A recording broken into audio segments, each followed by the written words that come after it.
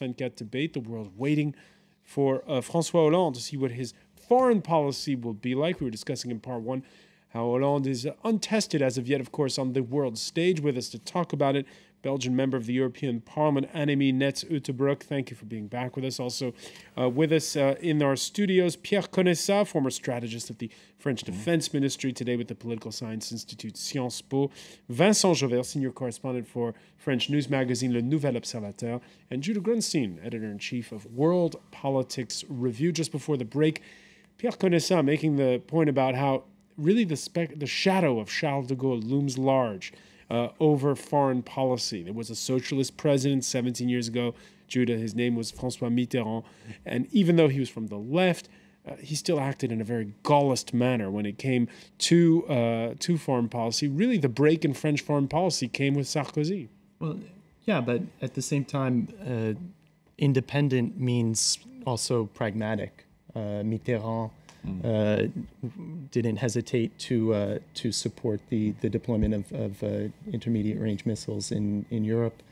He was very quick to, after the fall of the Soviet Union, to move to ensure that the United States did not withdraw from Europe and did not disband NATO.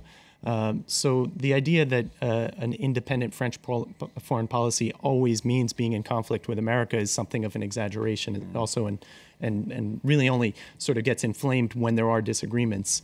So I think Sarkozy did represent something very new in French foreign policy in that he did not necessarily align with the United States, but he did very, very clearly choose the Western camp. He put France very clearly in the Western camp. He stated it explicitly on several occasions.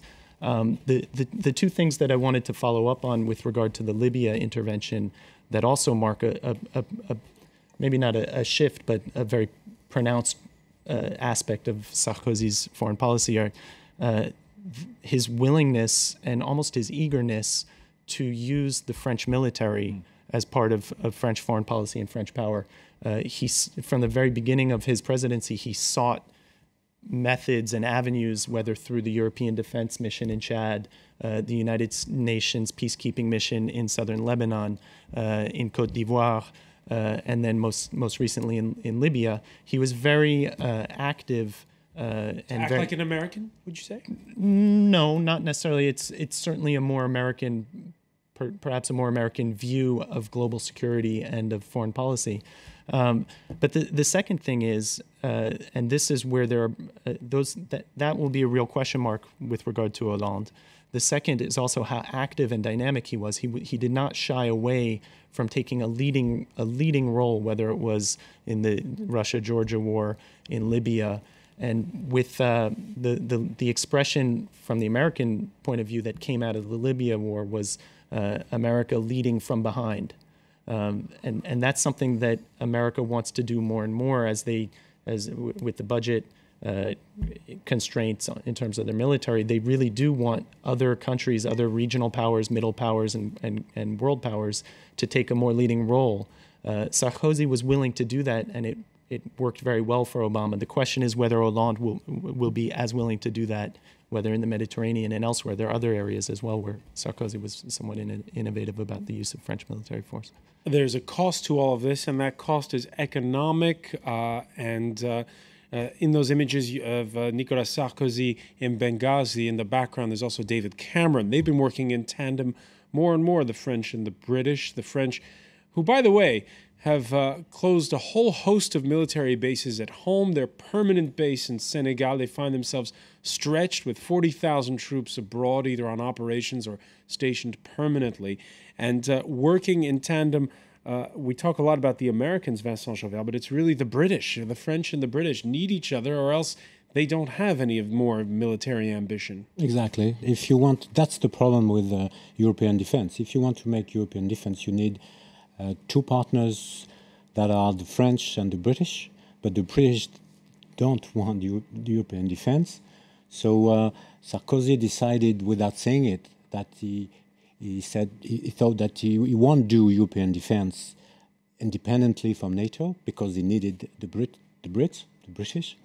So he decided to do a union, a military union in a sense, with the British, especially on the nuclear field, military nuclear field, which is very important if Europe wants to keep its deterrence, which could be a very important problem for the U.S. in the sense that there is the recent New York Times editorial saying that Europe needs to invest more money in conventional armament, but France and the British have this deterrence, the nuclear deterrence, that is very expensive and prevent the two countries to invest in conventional armies and armaments.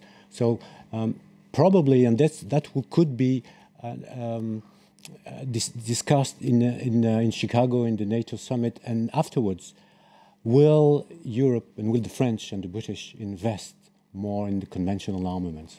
Annemie Nets-Uiterbroek, whose job is it to defend Europe? Is it the French and the British, or should the burden be shared around more? Well, it's obviously a collective job and it's a collective responsibility, but France and Great Britain are the two member states with a strong army and an army which is able to project forces in other theaters. By the way, other member states are doing their best also, even if probably many defense specialists are thinking that member states on average, including France and Great Britain, don't spend enough on defense. So I believe it's a collective responsibility.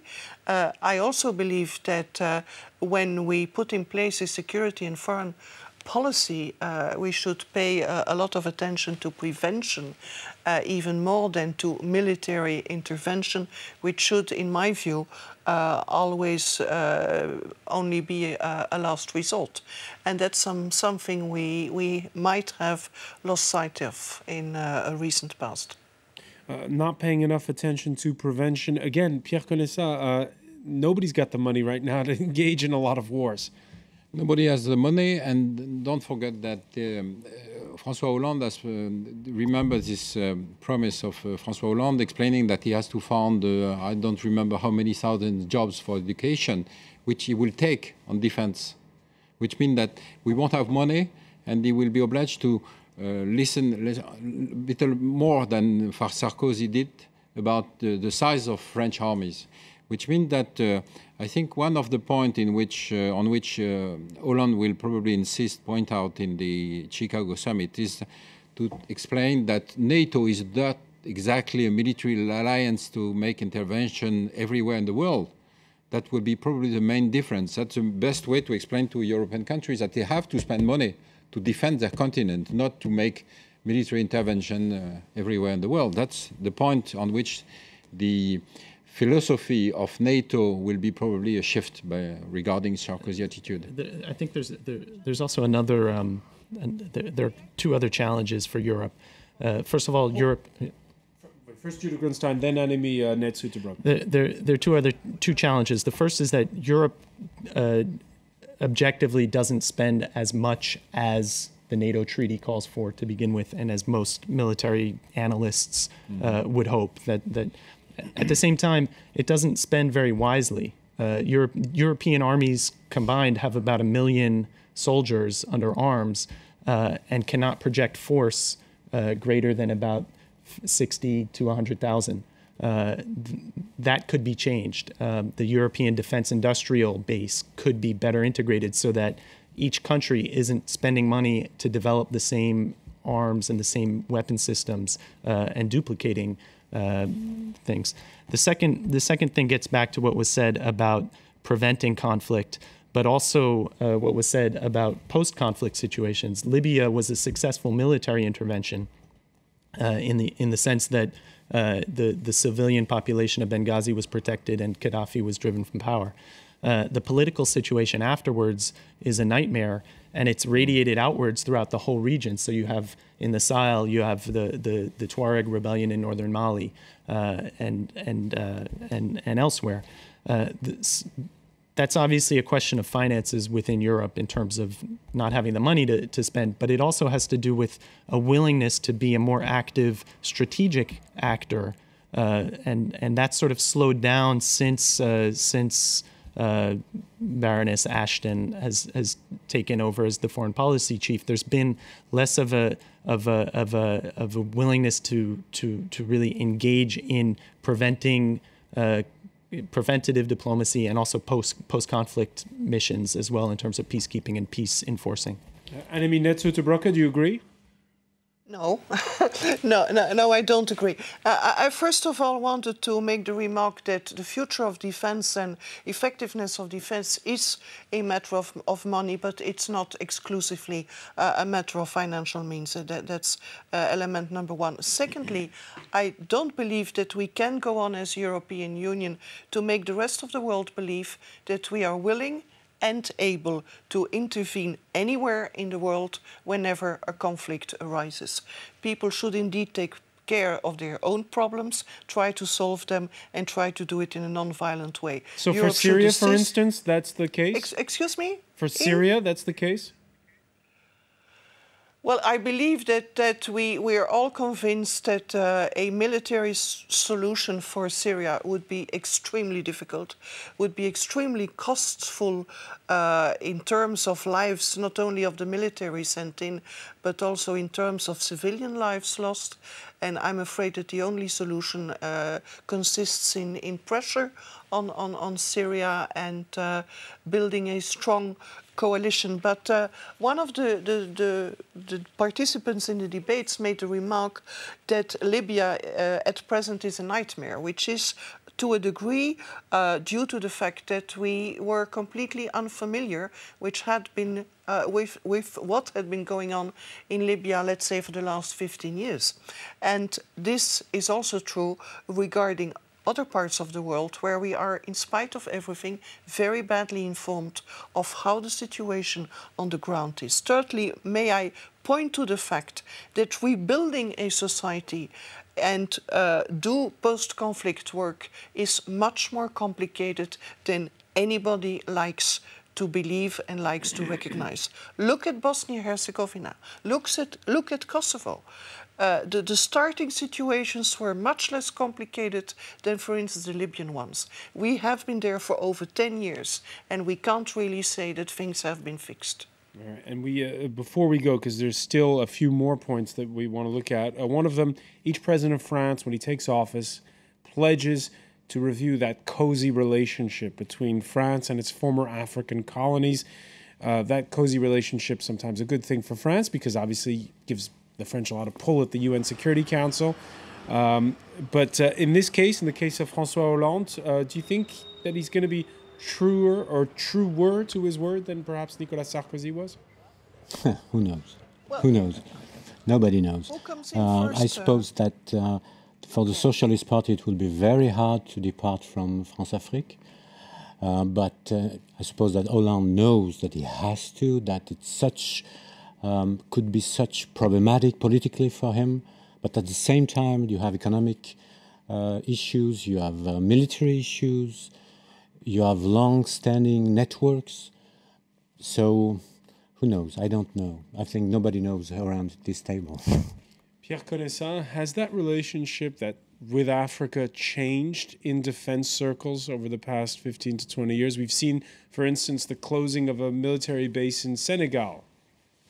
Well, you know, the military presence of France in Africa is probably one of the most expensive and the useless participation on military terms, which means that it was quite easy to close, some camps and to retire the troops.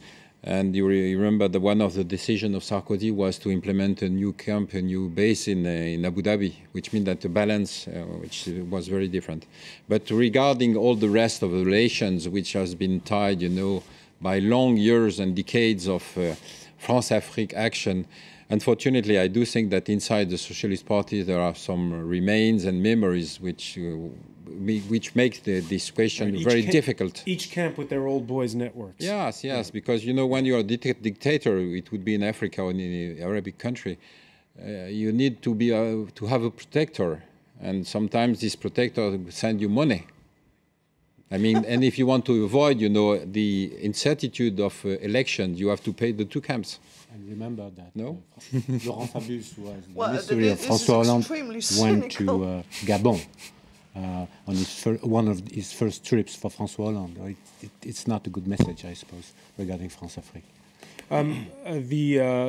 Just before we go as well, our good friend, the Israeli political scientist Meir Javan Dafar, said he'd like to be interested to know about policies on Iran, which we discussed in part one, and also Israel and Palestine, as he put it. This comment, by the way, after Sunday's election, the results from a French diplomat from Israel, Damien Christophe, he tweets, results, Jerusalem, Sarkozy, 90.4%, Ramallah, Hollande, 83.8%. What's nice here is the sense of nuance. And again, I guess, Judah Grinstein, that's just a lot to do with that hawkish stand on Iran. Well, but also Sarkozy made a very marked. I think that is one of the areas where his impact on French foreign policy was pretty marked in terms of really putting France much more closely aligned with Israel, the historical support of the Palestinian people and the Palestinian nation, drive for nationhood, paying lip service to it, but quite clearly Sarkozy was very interested in reestablishing very close ties with Israel, and I think that is possibly an area where Hollande will differentiate himself if the Socialist Party remains true to its past, and I think that could be an area where there might be some friction with Washington and with the United States interests in the region right now. All right, so we'll see, and we'll discover, of course, next week when François Hollande travels to Washington and meets Barack Obama ahead of that Camp David G8 summit and ahead of the NATO summit. I want to thank you for being with us, Judah Grunstein. I want to thank Pierre Conessa, Vincent Jauvert. I want to thank Annemie Netzhuter-Brook for joining us from Brussels. And we also want to thank you for being with us here in the France 24 debate. Stay with us. Coming up next, it's time for business. Matthew Warren will have all the latest.